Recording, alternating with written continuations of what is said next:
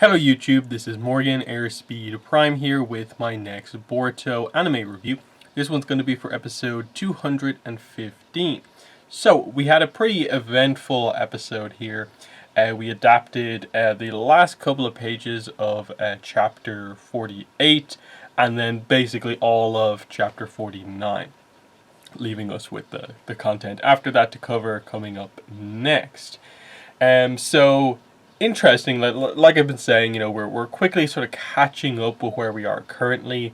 We are going to be getting chapter 62 as the next chapter, and obviously we're about to adapt 50 basically from next week. So we're in the final sort of 10-ish chapters, but realistically, I think they're going to stop before the most recent arc. So it's only really like there's like 4 or 5 more kind of chapters really left to adapt before we probably have to do something different with the anime to risk just super catching up.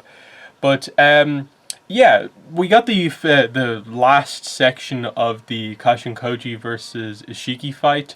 I did find it a little bit weird, just given that they just fit in that last sort of minute basically right at the start before the opening, and they didn't just try and somehow manage to squeeze it in the last episode, just because it's like 3-4 pages of the previous chapter that you just have to put in at the start of the next chapter. It just made it feel a little bit weird that you popped back into this fight. I get it, they sort of set it up that like, oh, here's Ishiki about to like finish off, kill Kashin Koji, and that's the tease that you have going from episode into this one. And then the big thing is like Ishiki's gloating. He's like, do you have any final words to say to Amado, who doesn't care about you? Kashin Koji's sort of mouthing some words, but he can't really hear him, so he goes in and we get summoning jutsu. So he summons a big toad. Kashin Koji goes inside and we get a sort of reverse summoning. So Kashin Koji escapes this fight to come back at some point. Without really spoiling much, we've not heard anything else about Kashin Koji since then, as far as we are in the manga. So this is his last appearance in anything that we've ever seen in Boruto. So interesting to see when he will sort of make his big return, given that I'm guessing the aftermath of this and the sort of reveal that Amado was sort of just using him as a bit of a disposable fighter here, it means he might be a little bit more individualistic when he comes back into play, out for himself. It'll be interesting to see how they characterize him when they finally decide to bring him back into play. But there's nothing, I think, too much to say about this other than with this fight over, it leaves Ishiki free to immediately head to the Leaf Village to pursue his actual goal, which of course is he needs to implant a karma mark in Kawaki, because he will only be alive for another couple of days because he has resurrected in a body that is not suited to house an Otsutsuki. So he's on a big time limit here, and he just finds Kawaki as soon as possible. When he plants the karma, it's okay for him to die, his body to degrade, because then he can be reborn in Kawaki whenever the compressed data sort of extracts and so on. So that's the setup that we have here. In terms of back in the Leaf Village, we basically get a couple of things happening here. This is where they go into a little bit more depth in this episode than they do in the manga, in that there's only a really quick couple of panels to explain, oh, here's how we're going to hide Kawaki. But here they make it a bigger thing. They're like, okay, we're going to the place where the Foundation was, Danzo's sort of hideout, which is immune to the Byakugan, so Ishiki's going to immediately find us with the Byakugan, but if we hide him here, he can't. And they had a whole deal about, okay, this is a dark period in the Leaf's history. This has been sealed off by Naruto. He now has to unseal it to protect Kawaki and everyone. So this is where like Amado, Katasuke, Sumire and stuff like are brought to sort of just be in secret and monitor the situation, while of course Naruto and Sasuke fight Ishiki. because they are the only ones capable of fighting Ishiki, as we see, because we also get other setup, like this whole Shikamaru speech to all of the other shinobi. That's not really in the manga at all. But I thought it was a good scene that while Naruto is preparing, while Sasuke is preparing, Shikamaru, as the sort of second in charge of the Leaf Village, gives a speech to everyone, and they're all confident because Shikamaru always comes up with a plan. But he has to reveal that in this case, everything's happened so suddenly. He just has the information now.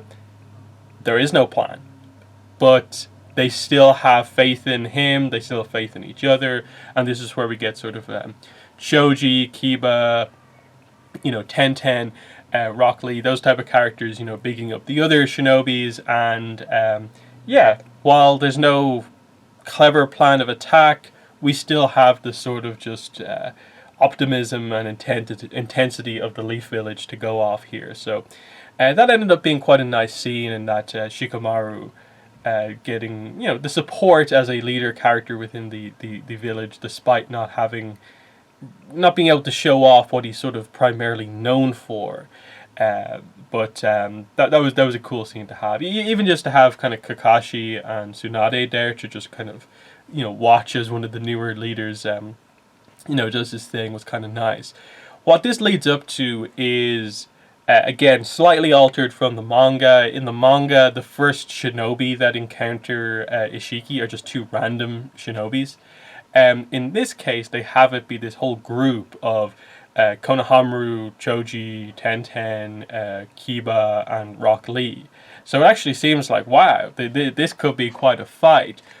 But it's mainly here just to get across the idea that the levels of power that we're dealing with here are such that only Naruto, Sasuke, and basically Boruto in his different form are capable of getting to this level of combat. So, in that case, like I didn't actually mind the idea of like they basically off screen just had Ishiki annihilate all of these sort of key characters, just because when you naturally think about it, like Tenten just doesn't have the skill set to take on Ishiki. Like what can she do to him? Her whole moveset is based around weapons. He can shrink anything that is thrown at by her. Kiba is more of a sort of up-close melee combat guy, and again, doesn't really have the power level to really do anything to Ishiki. Sure, I guess him and Akamaru attacking would be immune to the shrinking, but it's just that the power level's way off. Choji can do his kind of big sort of expansion jutsu stuff, but to me that leaves him just way too open to just getting absolutely annihilated by all the stuff that can be brought out. Rock Lee is the one character who theoretically has sort of the power to do something to Ishiki, but of course, to do that, he has to realistically go to the high gate, so like 7 or 8. And the idea is that it's an Otsutsuki, so you realistically need to do 8. And they're not ready to kill off Rock Lee, so they can't have him use the 8th gate, which would be the only thing that could do something against Ishiki. Now, it's one of those ones where like you wish they'd maybe given some sort of an explanation about that, just because this character who hasn't been much of a focus in Boruto is technically capable of performing this move. But, you get it. The idea is that, it takes a bit of setup, and this was just such a stomp that there was no time for him to even set up going through the gates. But it's just like, it's a little bit disappointing just to see all these characters just get annihilated and not really get their chance to shine. But the whole point here is that these characters are not on their level. They're not at the right level to face Ishiki, and that's why Naruto and Sasuke have to be the ones. So it seems like Konohamaru is going to get annihilated and killed by Ishiki. Again, this wasn't in the manga, this whole Konohamaru bit, but it actually makes for a really nice moment as Naruto makes his appearance on the battlefield, protecting Konohamaru, and he has the confidence from then on to still perform, I suppose, Konohamaru, and he's just ordered by Naruto, like, okay, you take everyone, get out of here. So it's an interesting note that of those 5 key shinobi, Konohamaru was the only one who remained conscious after dealing with Ishiki. So that's actually kind of nice. Um, Obviously, it's still a bit of a conversation within the fandom just about how badly Konohamaru is treated in terms of a power level sense. This kind of is now incorporating a lot of the other characters into that conversation. That, wait, Konohamaru is better than, Rock Lee and all these other characters, and it's like, well, maybe not quite, but they did it in this scene. But anyway, just a bit of a weird one. Um, I thought the animation in this episode was good, again, without going to the next level, just because the action that we got here was not the full on this is the fight happening just yet. It's just the first couple of opening exchanges, so it was nice without being over the top with the animation.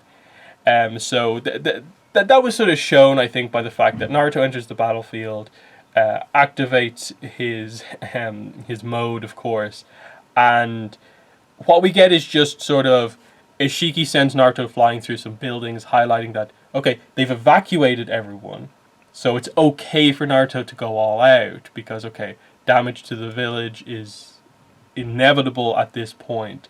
But just, it highlights the amount of damage that could have been done if not for what Sasuke and Boruto had planned.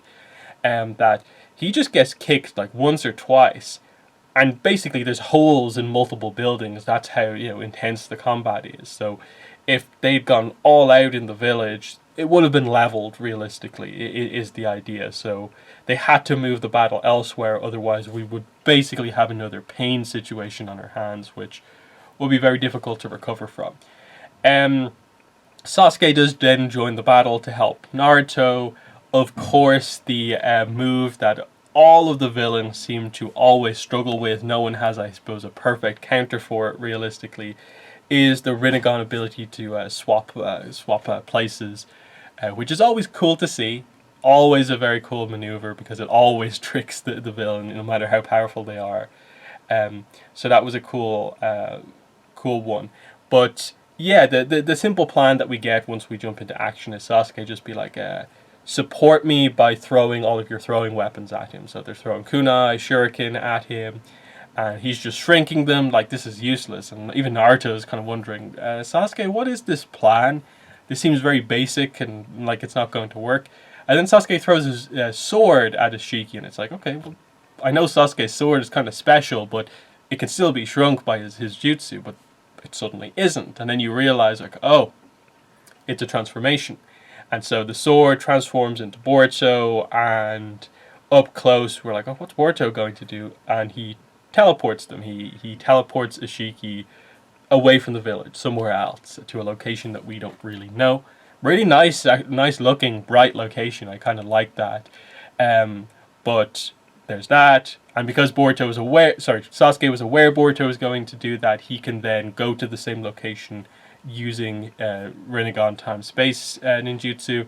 So all the key characters here, this kind of 3-on-1 fight, Sasuke, Naruto and Boruto against Ishiki is going to happen, and they can go all out because it's just an environment here. There's no kind of civilians, innocents around. So that's pretty much where we end things with this episode. It's also, I think, the exact same point at which chapter 49 ends. Let me just skip to the end here. Yeah, Boruto just saying, yeah, all you need to do now is take him down. It's easier said than done. And Ishiki just saying, you'll regret this. So, the big fight's about to happen from this point on. Already, I think you got from the opening exchanges and what happened to the other shinobi, the idea that, yeah, Boruto asked a question earlier on to Naruto, you lost badly to him before, how is this time going to be any different now that he's stronger? So the only real difference, you would say, is that Sasuke and Naruto are now aware of his jutsu going in, so they have a sense for what they're dealing with and can plan accordingly.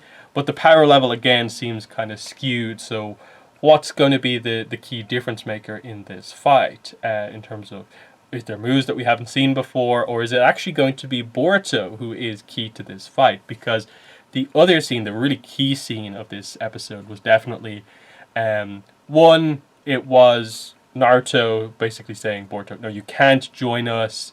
And it's not just him being a protective parent here, that like, no, you're young, you can't be involved in this fight. But he also points out that, you know, we don't know how your karma would react if you got involved in a tough fight.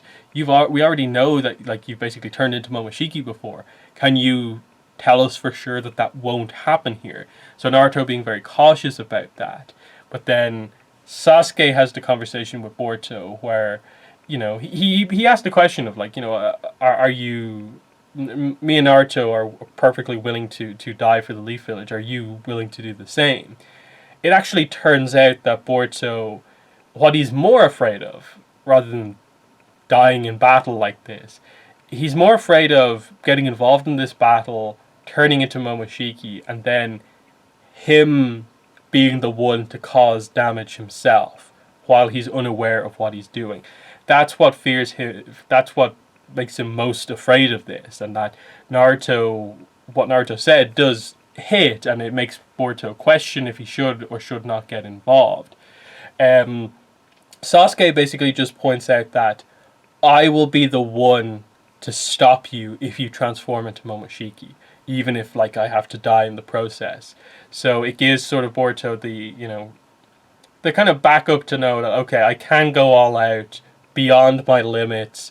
The Momoshiki thing can happen if it turns the battle in our favor, and Sasuke will do his best to be the one to sort of take Boruto down if that happens. So, interesting setup here of their things are so desperate that they do sort of have to kind of rely almost on the Momoshiki transformation to a degree here, because they're not entirely sure if anything else will work. I thought it was just a nice moment to have this and have this big setup of, this is the, you know, the second coming of the walking into battle against Momoshiki fight. It's another Otsutsuki. It's that level. And so Boruto asks once again, can I borrow your headband? And so he gets the one with the scar through it, of course, the line through it. So that's really nice, just to highlight again that, you know, Boruto's sort of master, I suppose, in all of this, his sensei, is Sasuke. That is their dynamic in this series. So it's nice to get that moment that ultimately the big dynamic here was more Boruto and Sasuke, almost more so than Boruto and Naruto.